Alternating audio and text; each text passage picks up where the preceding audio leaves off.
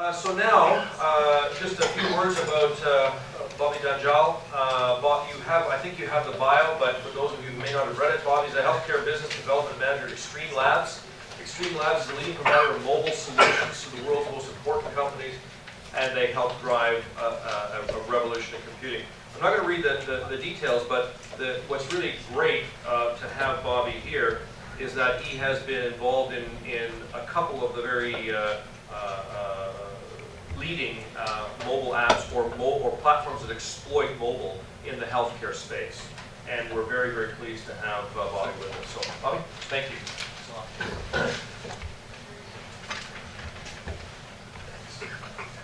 First off, thanks very much to Gallons and to the HGS as well for having me here. Sort of to clear up a couple of things.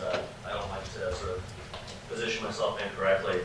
I actually joined Xtreme Labs about 4 months ago. I spent 6 years at RIM, so no, I didn't get let go, but just to make that clear. So I mean, it's fairly interesting to see. I think one of the conversations that we actually have at Xtreme Labs on a regular basis, and when we are talking to prospective clients, is that the mobile space is it's literally 6, 7 years old. I mean, if you're coming to Xtreme Labs, I think we've got a couple of people here from who spent some time there, who are actually going to be speaking tonight as well. The mobile space, like the average age is probably about 22, 23 years old. You don't necessarily find people who are actually 35, 40, and I do apologize for those who are that age, but no, I mean it's interesting because I mean when I started in RIM in 2007, it was literally a device that people were just sending and receiving emails to and from, and you had a counter function, and that was sort of the most amazing thing that anyone could ever think of. And to sort of now be in a position where you're improving healthcare to take care of yourself and to drive that, I think, and Ben sort of actually took a lot of my thunder because I think there should be a lot of similar things. So I mean, I'd rather sort of open it up, especially because that I think hit a lot of great topics and sort of hit a lot of things that I was going to hit from a trend standpoint. But it's how you drive this disruptive technology forward and actually use it. I mean, I've sort of since coming on to Xtreme Labs, going to conferences and sort of hearing people speak at CES, and as Ben mentioned, one of the first initial keynote speakers was actually a panel with Ariane Huffington, Deepak Chopra, and Andrew Thompson from Proteus Medical. We actually built one of their first applications, and it's just to see that there's many things that you can do with this disruptive technology. You can either be in a position where you're going to drive things forward and you're going to use it for the greater good, or you can sit there and build bombs or whatever you want to do. And I think the opportunity here with mobile healthcare it's pretty amazing. I mean, I'm sure everyone in this room actually has a parent who's been sick, a brother or sister, and the opportunity to manage that healthcare. And I know I'll use it later on in the slideshow,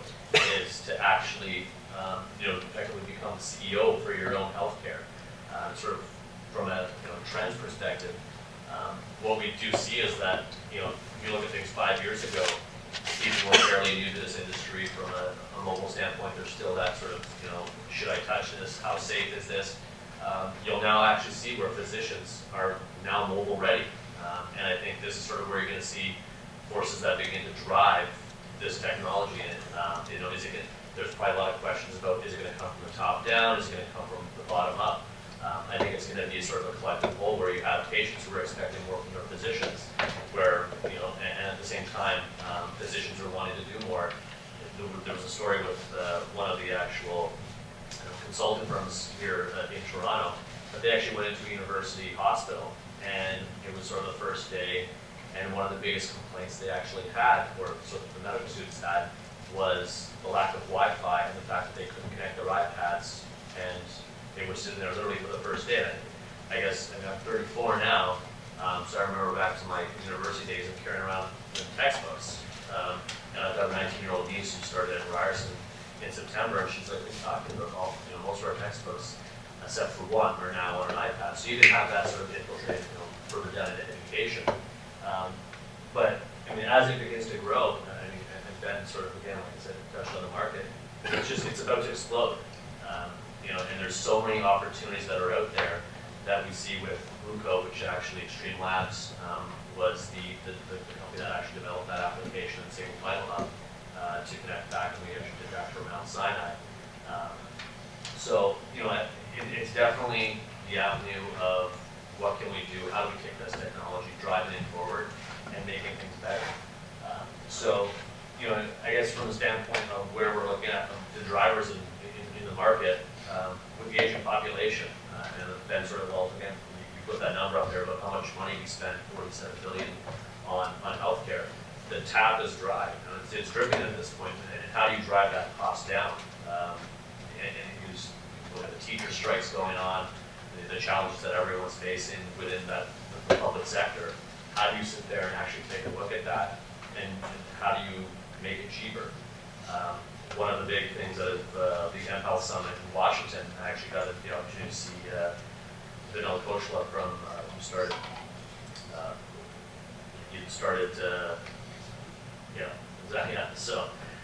and he actually said that, you know, you were in a position right now that you can actually drive down the cost of an ECG to $1.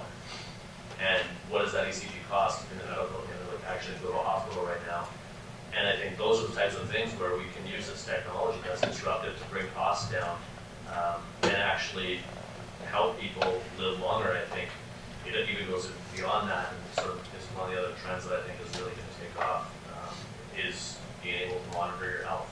People are, you know, completely engaged right now with going out and buying their Nike watches and the Fitbits as well, and just to actually take control, and they want to know what's going on with their body. How many people, I mean, I don't know, show of hands, or how many people have healthcare apps on their phones right now? I'm sure. Yeah, so there you go. And I think that's kind of going to be driving things, you know, as we go through the future. And I think, again, this consumerization of IT. If I look back again to the start of my RIM days, the number of people who were carrying out a smartphone, I think at that time it probably would have been an 800 BlackBerry smartphone. It was seen as this sort of, you must be a business person, and things like that, as opposed to now where everyone's got one. If you don't have one, you know, you're pretty much, I don't even know anyone who doesn't actually just doesn't have a smartphone. So it's how you take that technology and make it useful. So it's definitely going to also be a part of physicians to be in that way from their side, to actually embrace the technology. I think one of the other facts that I heard while I was at Global Health Summit, and this was kind of scary, was that typically up until now, it's actually taken physicians 17 years to adopt a new technology, which is pretty scary considering how much you can see things evolve within a 17-year period.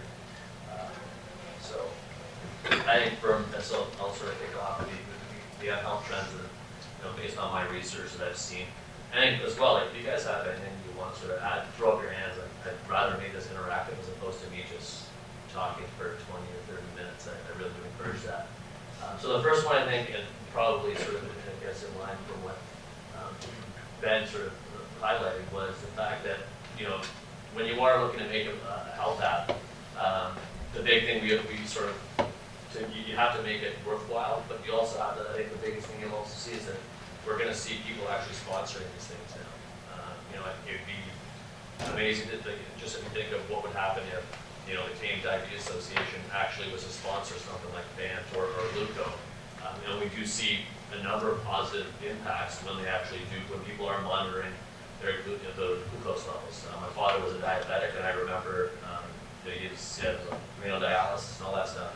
And I remember writing all this stuff down, and I could sort of highlight Gluco at the same time a little bit later.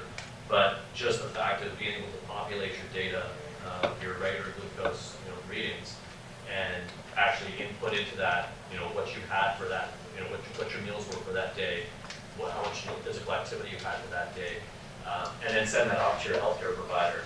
And all that is done without actually ever having to go back in to see that healthcare provider that they can sort of, you know, see on a whim and make sure that you're checking in on a regular basis.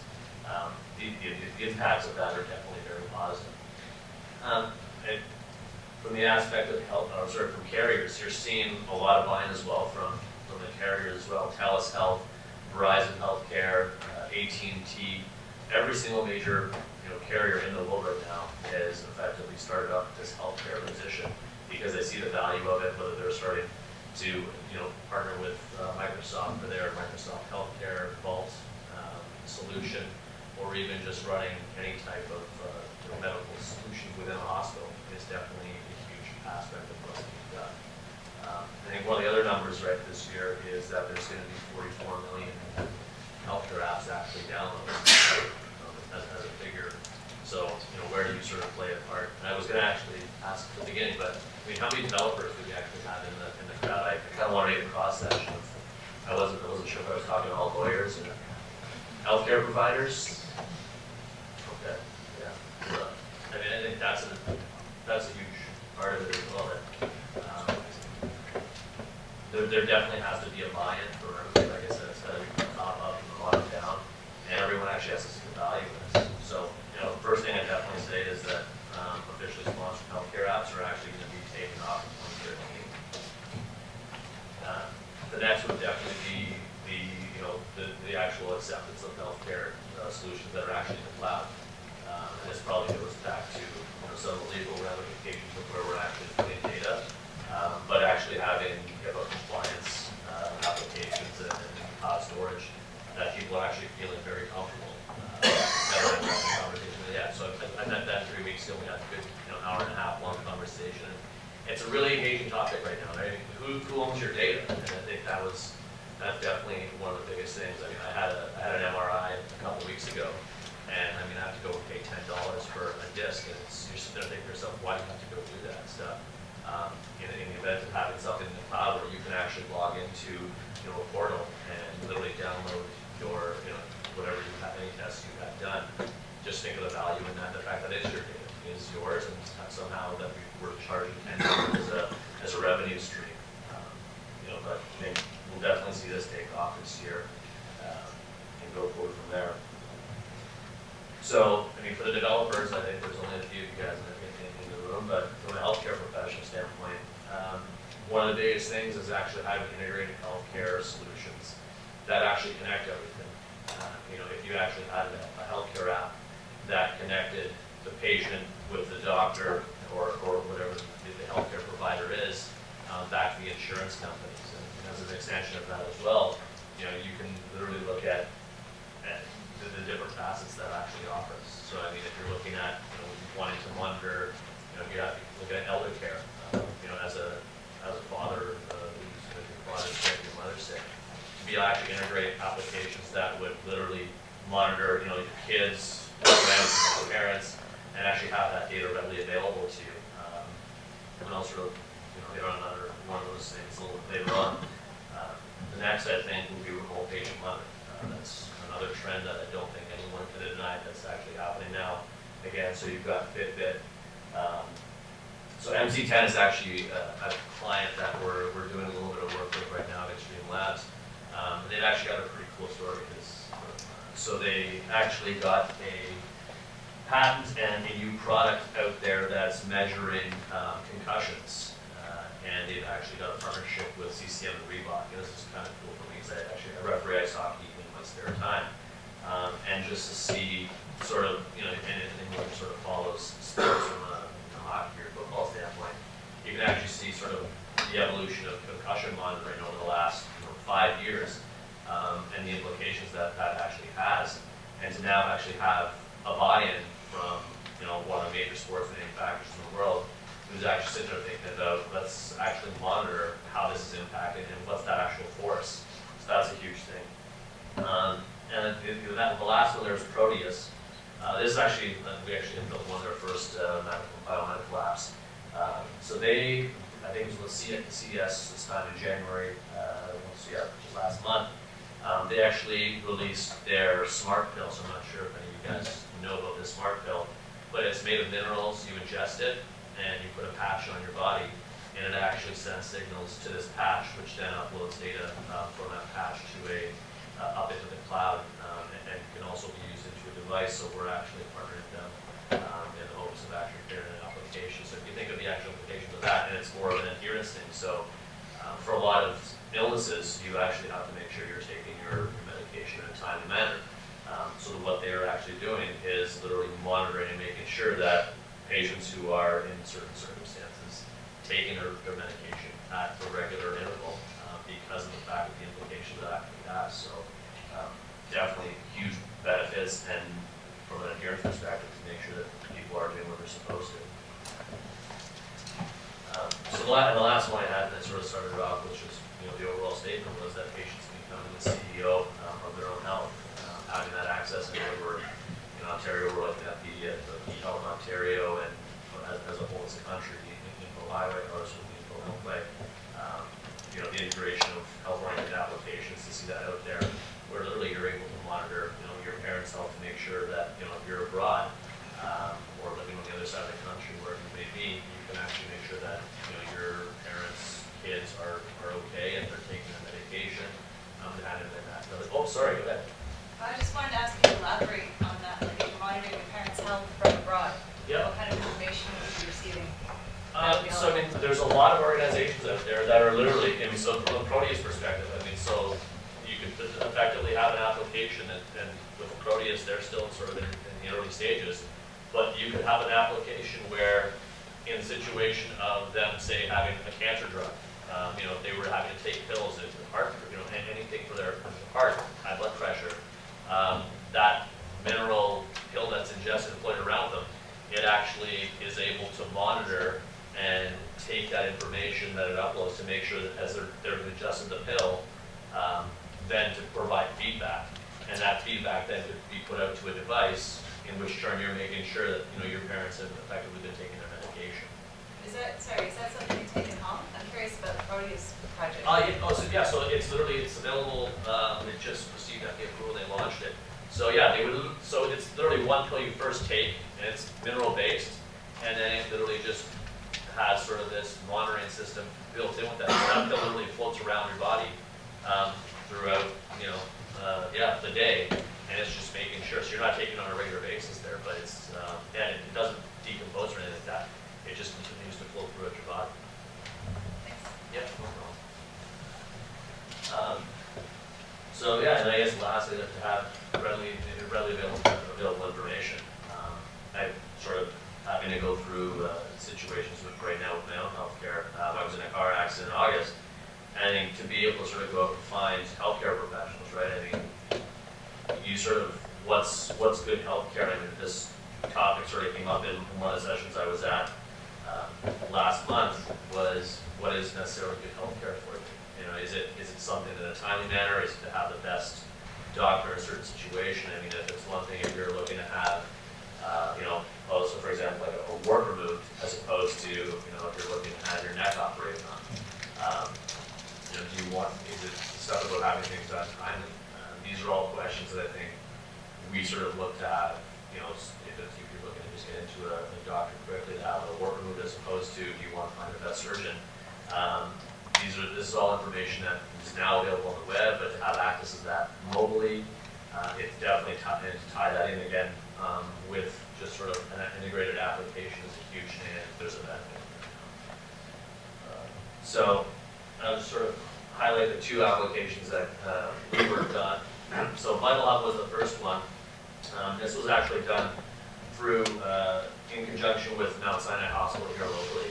And it's actually a pretty cool app, and sort of Ben actually brought up the point of being able to see your radiology charts and whatnot. But literally, this was a complete interface that one-way communication as an EHR. So, EMR, you could be walking through the hospital for a healthcare professional, and literally it would be pushing down live updates. So, completely customizable. Had list of allergies, your most recent vital statistics. As well at the same time, so you could, if you had an X-ray done, that would be available on this. So as you're walking around as a healthcare provider, you're actually able to see any chest X-rays, MRI, anything like that. And this is actually been implemented at Mount Sinai here in Toronto. And then the last one is Blueco. So Blueco is actually one of our at Xtreme Labs. We also have an Xtreme Startup Lab, Xtreme Startup, which is another sister company that we have that actually invests in companies that are looking to develop mobile apps. And sort of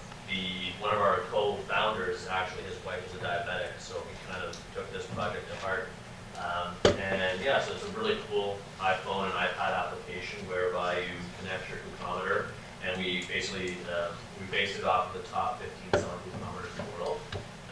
And all that you actually, so it's a free download, but you pay for a cable. So the cable's $29.99, that's how they monetize making the whole application.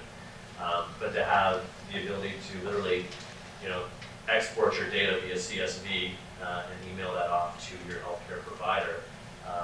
There's also, like I said, if you had pizza, whatever you had at lunch, whatever meal you had, you sort of back that up from a database, and it will provide you with the nutritional content, and you update that to your healthcare provider. So to actually have the availability, that is pretty awesome at this point. Because I can sort of remember writing things down from my own father, and doing that 3 times a day, and to just think of some cool app like this that could have possibly helped. I think as diabetics, definitely from a monitoring perspective, we see the benefits of doing that. So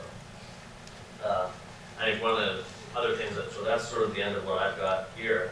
But I think from an application standpoint, and there's sort of a couple points I would say that Ben didn't necessarily touch on. I don't necessarily think that making an application is always cheap. For glucose, for example, and once you get in a situation of actually having to go through approvals such as FDA approvals, not cheap at all. That's definitely one situation that I think you need to be aware of. But I agree 100% with Ben from the standpoint of make it useful and learn how to make sure that when you are creating something that is improving workflows. From a healthcare provider perspective, the last thing that they want is more work. Sorry, was your hand up at the back? Yeah. Yeah, I just have a question. What are your comments on mHealth adoption, specifically in Ontario or Canada? Because one of the slides that Ben had was constraints, right? So there's like regulatory constraints. And one of the things I feel that could be added to that slide is maybe financial incentives, right? So, that's one of the reasons why EMR adoption is taking so long in Ontario or in Canada, because there's very little financial incentive for a physician to adopt that sort of technology here. So from an mHealth perspective, do you find that adoption to take that same pace, or do you find different incentives from a strictly a financial point of view, an economical point of view? Yeah, I think, I guess from a personal opinion standpoint, it's interesting. In other conversations I've had with other people, if you look at places like Malaysia, there's a sort of middle place that you could be, which is effectively where we are in this situation. We've got all these systems, some of them don't talk to one another.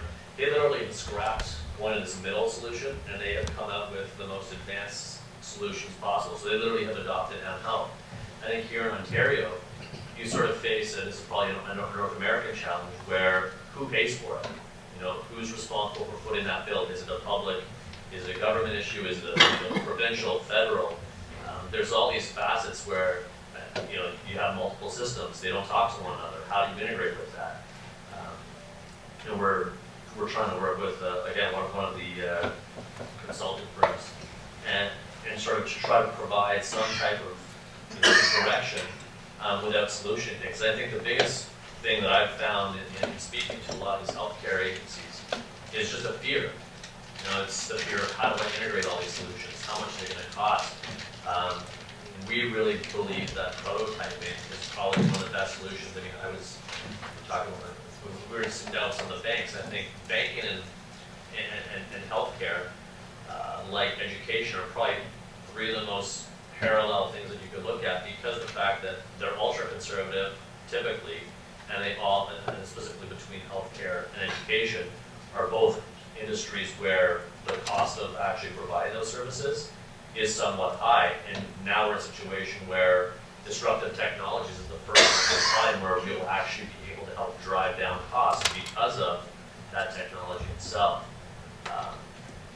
So how do you go about doing that? I think it's effectively providing that solution in that fear. It's definitely has a lot more benefits than it does negatives. And it's sort of, again, I probably look back to the start of the conversation. Because technology, specifically in the mobile aspect, is so new, you have a lot of, I guess, people who are not technologically apt, that are rather fearful of technology itself. Sorry, go ahead. Yeah. No, I was just going to add a comment to that. I've worked with CITR and a number of other health groups, And to me, it's not just the mobile space. Yep. When we take a look at healthcare in general, when we look at evidence-based medicine and the incidence of that, and then the actual uptake in medicine, there's a long lead time on that. So I know we keep framing it in a mobile space, but it's actually endemic in the actual organizations and in healthcare itself in terms of that lag time. So it's not just technology, it's information. Yeah, no, I mean, I definitely don't disagree. I mean, it's very in the entire situation. So, yeah, if no one has any other questions, we'll